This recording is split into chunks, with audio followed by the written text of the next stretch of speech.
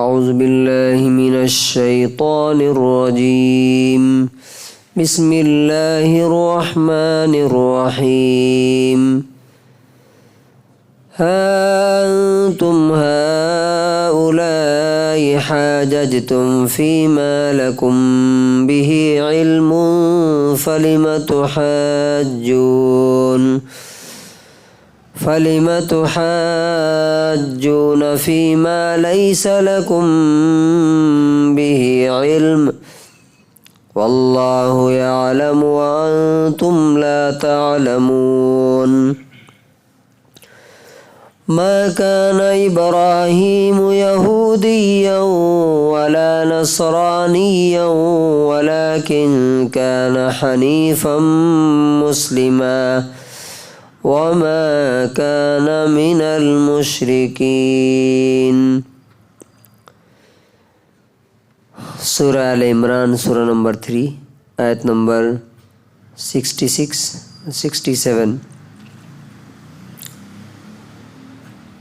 یہ تم ہی ہو جس نے ان چیزوں کے بارے میں بحث کی جس کا تمہیں علم نہیں تھا، تم نہیں جانتے تھے، تو ان چیزوں کے بارے میں کیوں بحث کرتے ہو، آرگیو کرتے ہو جن کے بارے میں تمہیں کچھ بھی علم نہیں، کچھ نہیں جانتے، اور اللہ تعالیٰ جانتا ہے، تم نہیں جانتے ہو۔ ابراہیم نہ یہودی تھے اور نہ نصرانی کرسچن تھے، بلکہ وہ سب سے کٹ کر ایک طرف ہو کر کے اللہ کی طرف ہونے والے مسلمان فرما بردار تھے، بات ماننے والے تھے، اور وہ شرک کرنے والوں میں سے نہیں تھے۔ Here you are those who have argued about that of which you have some knowledge. But why do you argue about that of which you have no knowledge?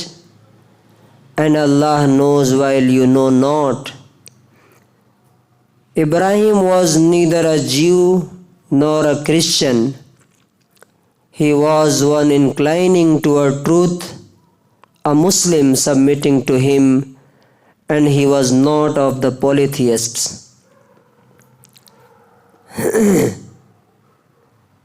اس سے پیچھے والی آیت میں اللہ تعالیٰ نے یہودیوں اور عیسائیوں کو، کرسچن اور جیوز کو کہا تھا کہ تم ابراہیم علیہ السلام کے بارے میں کیوں ڈیبیٹ کر رہے ہو کہ وہ یہودی تھے کہ عیسائی تھے، کرسچن تھے، کیونکہ یہودیت اور عیسائیت تو توریت اور انجیل دونوں ان کے بعد اتری، تو جب دونوں ان کے بعد اتری تو پھر وہ کیسے یہودی اور عیسائی ہو سکتے ہیں؟ فار ایگزامپل، آج ہم میں سے کوئی یہ کہے، مسلمانوں میں سے، نبی صلی اللہ علیہ وسلم کے بارے میں کہ نبی صلی اللہ علیہ وسلم بریلوی تھے، فار ایگزامپل، نعوذ باللہ، یا نبی صلی اللہ علیہ وسلم جو ہے دیوبندی تھے، یا اہل حدیث تھے، یا جماعت اسلامی تھے، تو یہ کیسا ہے؟ نبی صلی اللہ علیہ وسلم کے زمانے میں تو یہ چیزیں تھیں نہیں۔ نبی صلی اللہ علیہ وسلم اور صحابہ کرام اپنے آپ کو کیا کہتے تھے؟ کیا کہتے تھے؟ نحن لہ مسلمون، ہم بس مسلمان ہیں، اس کے علاوہ کچھ نہیں۔ یہ بعد کے لوگوں نے پیدا کیا، اور کیوں پیدا کیا؟ علم اور نالج نہ ہونے کی وجہ سے۔ قرآن سے، اللہ سے جب کٹ گئے، اب فار ایگزامپل آپ دیکھیے، ایک پتا اگر درخت سے جڑا ہے تو وہ کہاں رہتا ہے؟ اوپر رہتا ہے، اور جیسے ہی وہ پتا درخت سے ٹوٹا تو کہاں آ جاتا ہے؟ جوتوں میں آتا ہے، پیروں میں، چپلوں کے نیچے روندا جاتا ہے۔ تو یہی اللہ تعالیٰ ہم سے بتا رہا ہے، ہم سے کیا کہہ رہا ہے کہ تمہیں اگر جب بات کرنی ہو کسی چیز کے بارے میں، کسی بارے میں اگر جھگڑا ہو، بحث ہو، ڈیبیٹ ہو، آرگیومنٹ ہو، تو اس کے بارے میں تمہیں معلوم ہونا چاہیے. فار ایگزامپل میں کہتا ہوں میں صحیح ہوں، وہ کہتے ہیں میں صحیح ہوں، ایک اور گروپ کہتا ہے میں صحیح ہوں. تو جب بات ہونی چاہیے تو علم کے بیس پر ہونی چاہیے، نالج کے بیس پر. اللہ تعالیٰ کہتا ہے کہ لِمَ تُحَاجُّونَ فِي مَا لَيْسَ لَكُمْ بِهِ علم. تم ان چیزوں کے بارے میں کیوں بحث کرتے ہو جن کے بارے میں تمہیں معلوم نہیں کہ وہ چیزیں ہیں کیا. فار ایگزامپل عیسیٰ علیہ السلام کے بارے میں وہ کہتے تھے کہ وہ خدا ہے. عزیر علیہ السلام کے بارے میں یہودی کہتے تھے وہ خدا ہے. جس طرح سے آج مسلمانوں نے اللہ کے ولیوں کو خدا بنا لیا. زبان سے تو نہیں بولتے ہیں کہ خدا ہیں، لیکن کل ہی ہمارے دوست بتا رہے تھے کہ میں یہاں جاتا ہوں مزار پہ، دیکھتا ہوں لوگ وہاں سجدے میں گرے ہوئے ہیں، باضابطہ سجدے میں گرے ہوئے ہیں. یہ کیا ہے؟ سجدہ کس کے سامنے کرنا ہے؟ سجدہ صرف اور صرف اس کے سامنے ہو سکتا ہے جس نے یہ سر بنایا ہے. انسان کا سر اللہ کے سوا کسی اور انسان کے سامنے یا کسی جنات کے سامنے یا فرشتے کے سامنے، ایون کہ نبی کے سامنے جھکانا بھی شرک ہے. تو یہ کس وجہ سے آیا؟ نالج اور علم نہ ہونے کی وجہ سے. نبی صلی اللہ علیہ وسلم اور صحابہ کرام نے ایسا کچھ نہیں کیا. کہاں صحابہ کرام نے کبھی نبی صلی اللہ علیہ وسلم کے قبر کے سامنے جا کر کے جھکے یا ہاتھ جوڑ کر کے دعا کی؟ ان سے کبھی نہیں کیا. کیوں؟ ان کے پاس نالج تھا. اور کہتا ہے اللہ تعالیٰ واللہ یعلم، اللہ جانتا ہے، وانتم لا تعلمون، تم نہیں جانتے. اس کا مطلب کیا ہے؟ وہ علم اللہ ہی کے پاس سے مل سکتا ہے صحیح اور غلط کا.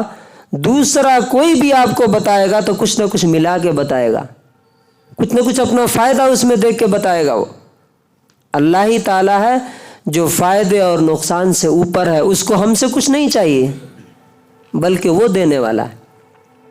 اب ابراہیم کے بارے میں اللہ تعالیٰ نے کیا فرمایا؟ فرمایا کہ ما کان ابراہیم یہودین، ابراہیم نہ یہودی تھے، جیوز تھے، ولا نصرانی، نہ کرسچن تھے، دونوں میں سے کچھ نہیں تھے. ولیکن کان حنیفا مسلما، بلکہ سب سے کٹ کر کے اللہ کے ہو جانے والے تھے.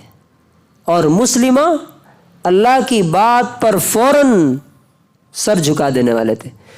یہی دو کوالٹی اللہ تعالیٰ کو چاہیے. کسی گروپ سے آپ رہو، قبر میں آپ جائیں گے تو فرشتے یہ نہیں کہیں گے آئیے دیوبندی صاحب، اہل حدیث صاحب بتائیے آپ کس گروپ سے تعلق رکھتے تھے. قیامت کے دن اللہ تعالیٰ جب بلائے گا سوال جواب کرنے کے لیے تو یہ نہیں بولے گا کہ دیوبندی گروپ آؤ، اہل حدیث گروپ آؤ، نہیں، انڈیویجول 1 to 1 بات ہوگی. بتاؤ. اور یہی دو چیزیں چیک کی جائیں گی. کیا؟ حنیفاً مسلمہ. تم بھیڑ کے ساتھ چل رہے تھے، لوگوں کی بات مانتے تھے، لوگوں کے پیچھے پیچھے چل رہے تھے. اب ابراہیم علیہ السلام کے زمانے میں کیا تھا؟ سارے لوگ شرک پر تھے، باپ بھی شرک پہ تھا. ایک طرف ہو کر کے نکلے کہ نہیں؟ کہا کہ نہیں میں تم سب کو چھوڑتا ہوں، اور سب سے دشمنی کا اعلان کیا. اکیلے انہوں نے آگ میں ڈالنے کی کوشش کی، اللہ تعالیٰ نے بچایا. اب اللہ تبارک و تعالیٰ ہمیں یہ دیکھنا چاہتا ہے کہ یہ جو بھیڑ جا رہی ہے جہنم کی طرف، ہم اس بھیڑ کے ساتھ ہیں کہ ایک اللہ کو ماننے والے، اس کے سامنے سر جھکانے والے. اور مسلمہ، اللہ کا حکم ہوا، جیسے ابراہیم علیہ السلام کو اللہ کا حکم ہوا بیٹے کو کاٹو، چاقو لے کر کے کاٹنا شروع کر دیا. بس یہ اللہ تعالیٰ ہم سے دیکھنا چاہتا ہے. وما کان من المشرکین، اور وہ شرک کرنے والوں میں سے نہیں تھے.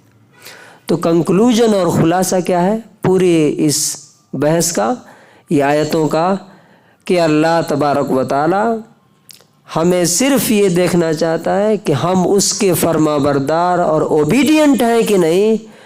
گروپ سے، فرقوں سے، جماعتوں سے اس کو کوئی تعلق نہیں. اللہ تعالیٰ نے ہمیں صرف مسلمان بنایا، سب کو ایک. جو بھی مسلمان کلمہ پڑھتا ہے سب ایک برابر ہے، کوئی آگے پیچھے نہیں، کوئی اوپر نیچے نہیں ہے. اللہ جو اس میں اللہ تعالیٰ کی بات ماننے میں سب سے آگے ہے دنیا میں، وہ قیامت کے دن بھی سب سے آگے رہے گا، اس کے پاس رہے گا۔